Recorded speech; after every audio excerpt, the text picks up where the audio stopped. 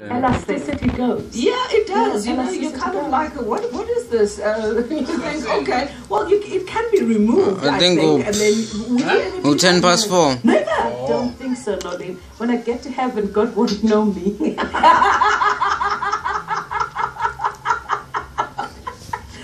So you don't have any insecurities about the way you look, whether you've gained weight, lost weight.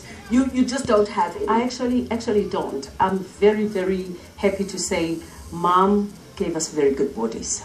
No cellulite. Yeah. Beautiful skin. Yeah. Do you want me to show you? Yeah. Beautiful skin. Oh, where's your mic?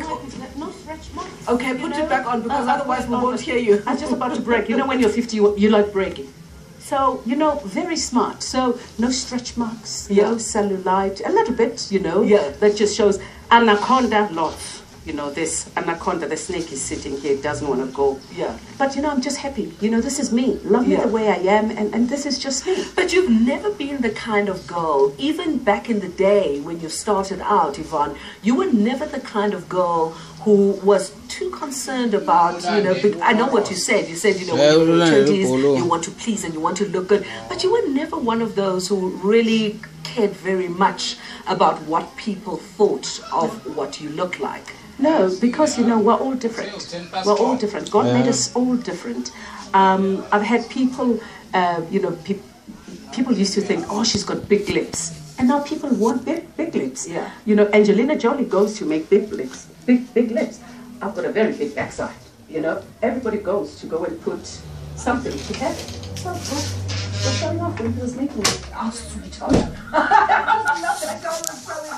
When maybe you're celebrating, is it 10 years as the UNICEF ambassador? How did it all start? You know, turning 30 years in the music industry, and 10 years since I became a UNICEF and a Rollback Malaria Goodwill Ambassador. It's been just a long journey, an amazing one, because 2015 becomes a very significant year for me. It's all the 50, 30, and 10.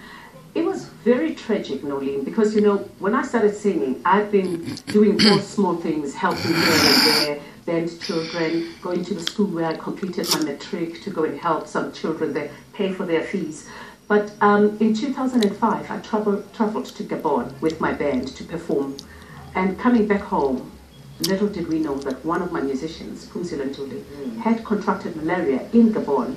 And we came back home, she was misdiagnosed, because when she finally gone to the doctor, she was told she has fever and just was given an antibiotic. And 3 days later, her flatmates called me to say her eyes have turned yellow. We rushed her to hospital with Tiny, and unfortunately she died. She had cerebral malaria. That for me was a wake-up call. I said to myself, I didn't know what this malaria was, because I've been traveling all over. I knew about AIDS. Yes, I knew malaria, but I didn't think malaria could kill somebody.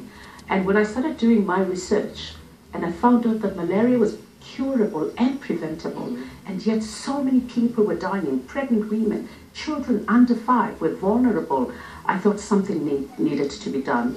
And I called different offices. I even called Madiba's office to say something like this has happened. What can I say? And I remember his words. He says, you've got a voice. You can do something, darling. And I thought, what can I do? But I think God is an amazing God, Nolene, because 5 months down the line, I got a call to go to Ethiopia, invited by UNICEF. They were celebrating Bob Marley's 60th birthday. And they invited me with the Mali brothers and Rita, Mali and Angelique Kidjo to come and perform. And on a Sunday morning, they said, we'd like to have a meeting with you. They gave me this letter to say, we've got a directive from New York, would like you to be a UNICEF Goodwill Ambassador. And I thought, okay, what does that entail? And I told them about Phumzile's story. They actually wanted me to be a Goodwill Ambassador for AIDS, because during those years, there was a lot of controversy in South Africa about AIDS and antiretrovirals and things like that.